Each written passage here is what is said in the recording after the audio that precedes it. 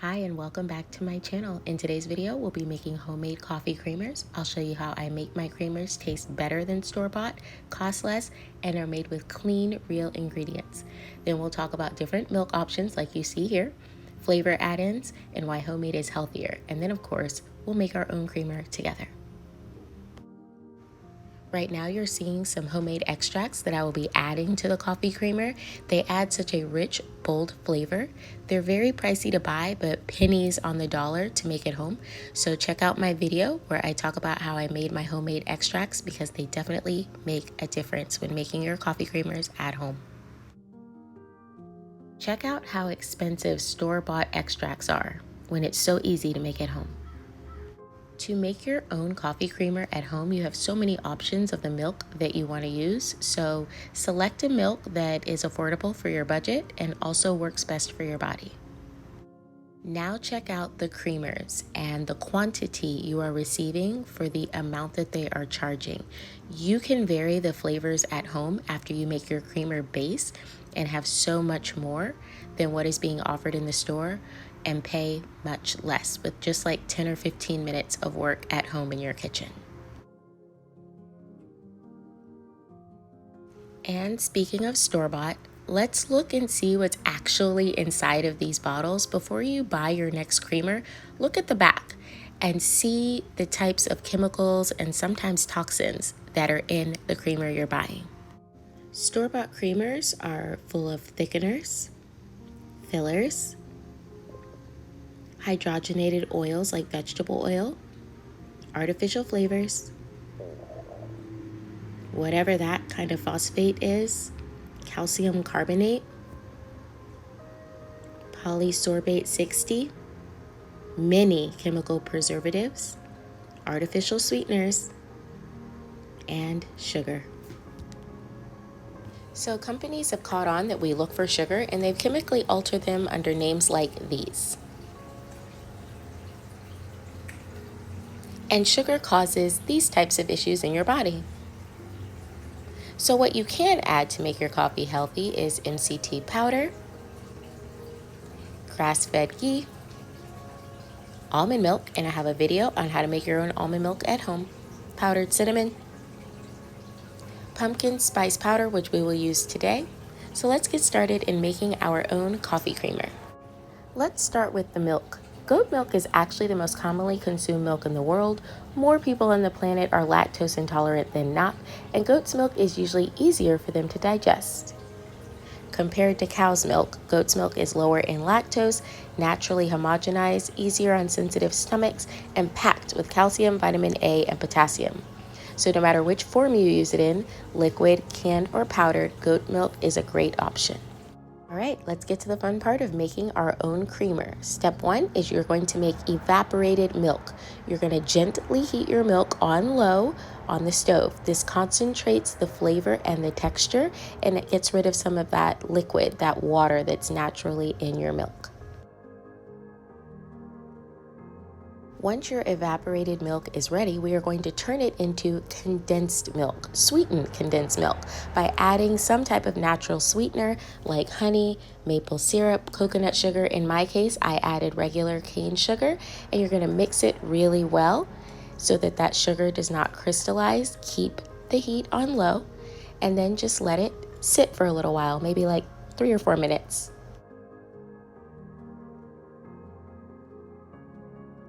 Remember, this is more of an art than a science. You get to be as creative as you want, but just make sure that your sugar is incorporated. I added some of my powdered goat milk, so I needed to give mine a little bit more time so that that powder could evaporate in my milk.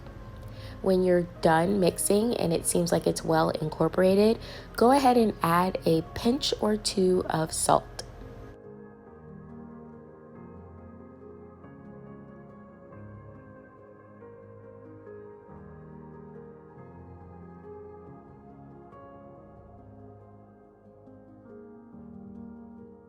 So I doubled my recipe and used 2 cans of goat milk, which I evaporated first and then condensed and sweetened. And so now I'm adding 4 cups of goat milk to my recipe.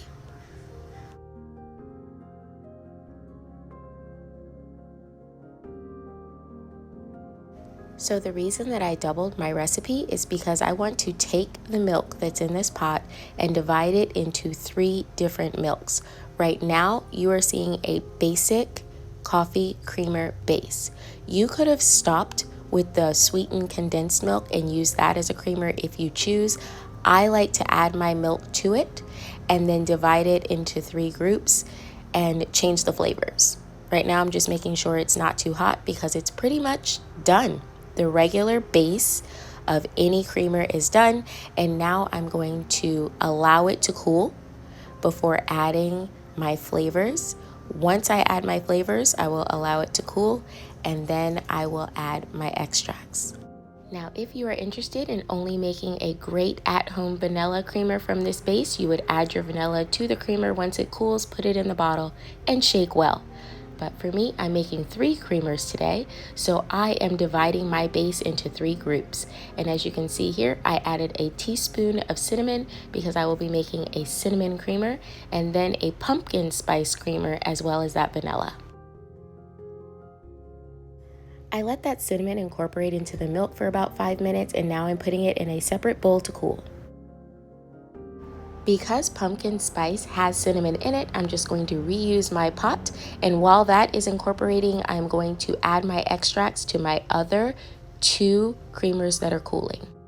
So now you see me adding my homemade coffee extract. Coffee extract adds a rich, bold flavor that deepens your coffee creamer taste, and it makes it taste like gourmet, but without the bitterness. Then I'm adding my cinnamon extract. Cinnamon helps balance blood sugar, adds natural warmth, and blends smoothly into liquids without any clumping. And finally, my vanilla extract. I have a video on how I make forever vanilla extract at home, and it's really affordable, which is why I can use it so much. If you haven't seen that video, make sure you go to my channel and watch it. I blend everything together until it's well incorporated, just now realizing I almost forgot my almond extract, which gives a nutty, slightly sweet flavor. It's antioxidant rich, and it goes a long way.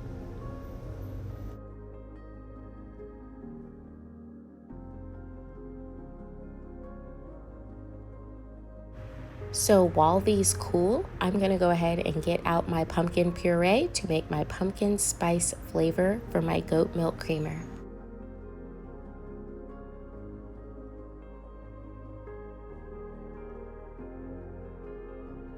You can add as much or as little pumpkin puree to your creamer as you like. I kind of measure with my heart and put a couple of spoonfuls into my creamer, and that is how I like it.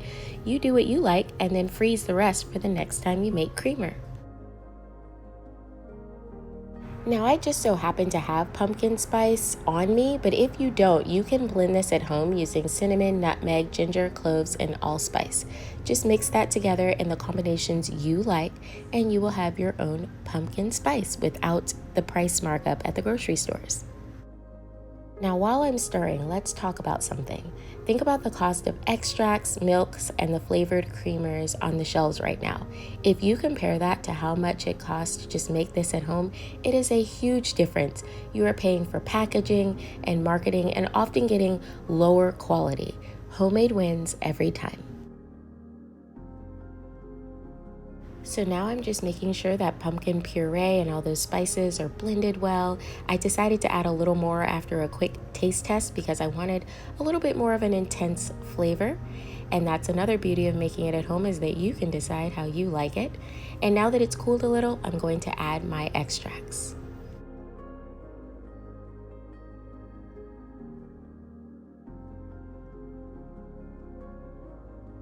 And there you have it. In just a few minutes, you've made coffee creamer that's healthier, cheaper, isn't toxic, and is much tastier than anything in the store. This is my vanilla, then I will do my cinnamon, and then I will finish off with my pumpkin spice creamer. If you got value out of today's video, or you enjoyed it, and you want to see more homemade recipes like how I make my extracts or almond milk, be sure to check out my other videos, and don't forget to like, subscribe, and share with a friend who loves coffee as much as you and I do. I'll see you in the next video, and thank you so much for watching.